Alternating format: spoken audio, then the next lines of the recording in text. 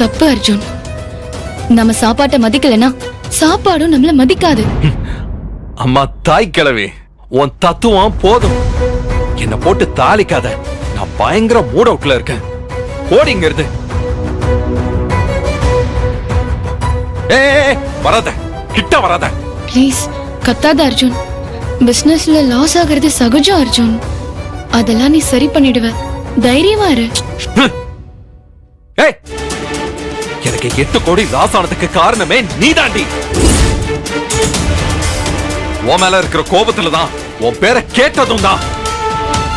லாபம் பாக்குற கம்பெனில ஷேர வாங்காம குழம்பி போய் நஷ்டத்துல ஓடுற கம்பெனில ஷேர வாங்கிட்டேன். அதுக்கு நானா பொறுப்பு? பின்ன 24 மணி நேரமும் உன் மேல தாண்டி பெருப்பு. உள்ள ஒரு நெருப்பு கொதிச்சுக்கிட்டு இருக்கு. அது இனிமே இந்த ஜென்மத்துல அடங்க போறதில்ல. உன்னை கூட இருந்து சாகடிக்கிறேன், இல்லனா உள்ளுக்குள்ள இருந்து கொல்றேன்.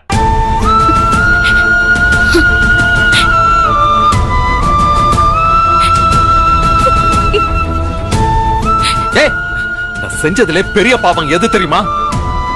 உன்னை நம்பி லவ் பண்ணது மட்டும் தாண்டி.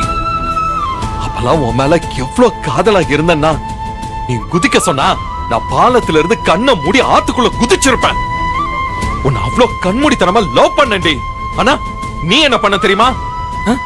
காதல்ங்கிற கருப்பு துணியில என் கண்ணை கட்டி சட்டையை புடிச்சு என்ன பாலத்துல ஏத்தி என் கழுத்தை புடிச்சு மேல இருந்து தண்ணியில குதிக்க சொன்ன. இது ரெண்டுக்கும் வித்தியாசம் தெரியுதா உனக்கு? துரோகி.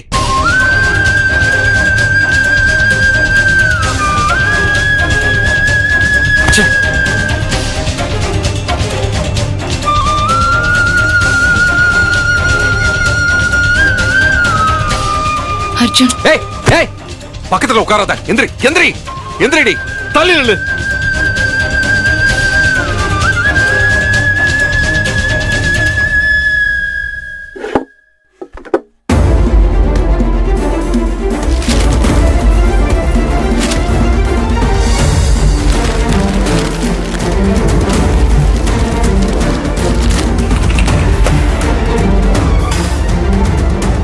இவ்வளவு நாள் இன்னும் தாண்டணும்.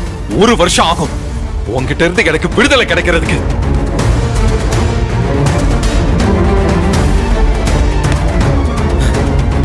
ஒரு வருஷத்துக்கு 30 நாள் 40 நாள் வைக்க கூடாதா? பாடுபாவீங்க. வருஷத்துக்கு 365 நாள் வச்சிருக்கானுங்க. உருப்படவானுங்களா அவனுங்க?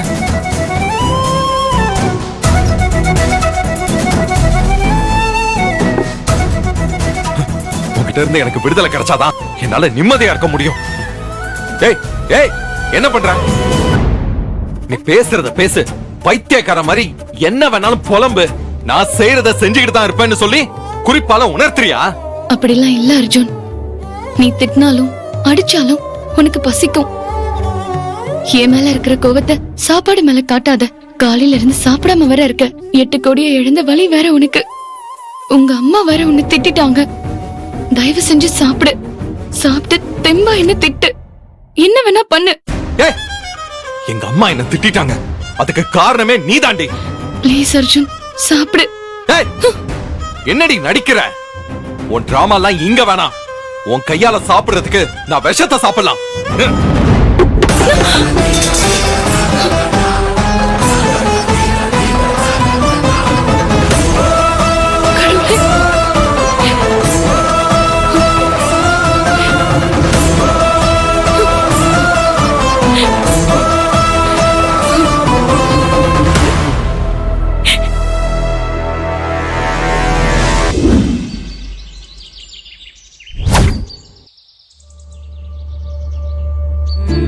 நேத்து என்னாச்சு? ஏதோ போன்ல பிரச்சனைன்னு சொன்ன. நேத்து அர்ஜுன் ஷேர் மார்க்கெட்ல தப்பான ஷேரை வாங்கி 8 கோடி லாஸ் பண்ணிட்டான். என்னடி சொல்ற? 8 கோடியா? விஷயம் தெரிஞ்சதும் செல்வநாயகி அர்ஜுன் மேல பாஞ்சு அவனை பெராண்டு எடுத்துட்டாங்க. அர்ஜுன் மேல அவங்க இவ்ளோ கோவப்பட்டத நான் இப்பதான் முதல் தடவையா பாக்குறேன். ஊருக்கு தெரிஞ்சா அது அசிங்கம். அந்த பிரச்சனை பிரஸ்டீஜ் ப்ராப்ளம்னு தெரிஞ்சதும் ஒரு நிமிஷம் செல்வநாயகியுடைய பழைய முகம் வந்துட்டு போன மாதிரி எனக்கு தோணுச்சு. அவ்வளவு பணம் லாஸ் ஆகுற அளவுக்கு அர்ஜுன் என்னடி பண்ணாரு? ஏதோ பிசினஸ்ல தப்பான முடிவு எடுத்துட்டான். இன்னைக்கு மறுபடியும் ஒரு பிரச்சனை. ராத்திரி போய் காலையில விடிஞ்சா ஒரே பிரச்சனை தான். எப்படிதான் நீ தாங்குறியோ சத்யா? கேட்கறதுக்கே மனசுக்கு கஷ்டமா இருக்குடி. சரி, இன்னைக்கு என்னாச்சு? சேது சித்தப்பா திடீர்னு என்கிட்ட இருக்கிற 100 பவுன் அவர்கிட்ட கொடுக்கணும்னு மிரட்டுறாருடி. இன்னைக்கு காலையில 10 மணிக்குள்ள கொடுத்தாகணும்னு கெடு வச்சிருக்காரு. நான் பேசாம கோவிலுக்கு வந்துட்டேன்டி. ஐயோ, மணி இப்பவே 10 ஆயிடுச்சே. இருக்கட்டும், நல்லா பலார் பலார்னு 10 அரை கொடுத்த மாதிரி இப்ப அவருக்கு இருக்கும். அப்புறம் வேற என்ன பிரச்சனை? என் பேர்ல இருக்கிற எஸ்டேட்ட தான் பேர்ல எழுதி கொடுக்க சொல்லி சஞ்சய் கேட்டுட்டே இருக்கான். கொடுக்கலனா நடக்கிறதே வேற என்ன மிரட்டுறான். அவன் எப்ப கெடு வச்சிருக்கான்? 11 மணிக்கு. அவனுக்கும் 11 அரை பலார்னு விழட்டும். என்ன சத்யா நீ எவ்வளவு சீரியஸான விஷயத்தெல்லாம் சாதாரணமா சொல்லி விளையாட்டு பண்ணிட்டு இருக்க? இடுக்கன் வருங்கால் நகுக. ஆனா நீ செய்யறதுதான் கரெக்ட். அவங்க 2 பேர் நினைச்சது நடக்க கூடாது. நேத்து இந்நேரம் அந்த வாசுவ பார்க்கலாம், அவன் பேசினா அர்ஜுனுக்கும் எனக்கும் இருக்கிற சண்டை முடியும்னு ஆசாசியா ஓடி வந்த.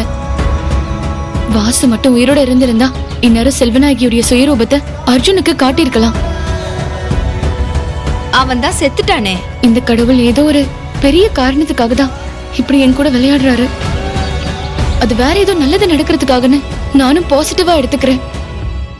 நடந்ததை நினைச்சு வருத்தப்படுறதுல அர்த்தமே இல்ல. அடுத்து என்ன செய்யலான்னு உட்கார்ந்து யோசிக்கலாம். வா.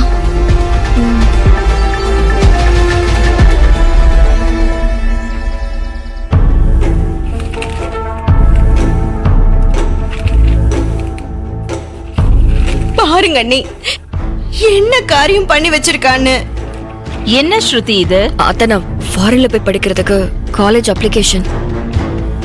ஏய், யார கேட்டுடி இந்த முடிவுக்கு வந்த? யாரம்மா கேட்கணும்? இது நானா எடுத்த முடிவு. என்ன ஏன் இஷ்டத்துக்கு விடுமா? அதுக்கு நீ வேற யாருக்காவது பிறந்திருக்கணும். ஏன் வயித்துல ஏன் வந்து பிறந்த? மா நானா கேட்டேன். என்ன எதுக்கு நீ பெத்த? ஏய், உன்னை என்ன பண்ணி பாரு. சுபத்ரா, பேசாம இருக்க மாட்டீங்க 2 பேரும்? எதுக்கு ஸ்ருதி இப்படி எல்லாம் பண்ற? அத்த வர என்னத்த என்ன பண்ண சொல்றீங்க? என்னால அபிமாமாவும் தேவியும் சந்தோஷமா இருக்கிறத பார்த்து என்னால தாங்கிக்க முடியலத்த. டெய்லி அவங்க ரூம் பக்கமா போகும்போது அவங்க அந்யோன்யமா ஜாலியா சிரிச்சு பேசி சந்தோஷமா இருக்காங்க. அத பார்க்கும்போது எனக்கு வயிறு எரியுதத்த. அத்தை, எனக்கு இந்த வீடே நரகமா இருக்கத்த. நான் எங்கேயாவது போய் தொலைறேன். என்ன ஆள விடுங்க அத்த. ஸ்ருதி, உன் கஷ்டம் என்னன்னு எனக்கு புரியுதுமா. ஆனா இந்த வீட்ல கஷ்டம் உனக்கு மட்டும் இல்ல, நானும் தான் வேதனை அனுபவிக்கிறேன். என் புள்ள கூட தேவி சந்தோஷமா குடும்பம் நடத்தும் போது, அவன் கைய பிடிச்சி உரிமையா நடக்கும் போது, அவன் குழந்தைய சுமக்கிறத எனக்கு அடிக்கடி ஞாபகப்படுத்தும் போது, அத்தைன்னு என் மேல பாசம் காட்டும் போது, நீங்க அத்தை இல்ல எனக்கு அம்மான்னு வாய்க்கு வாய் சொல்லும் போது எனக்கு எப்படி இருக்கும் தெரியுமா?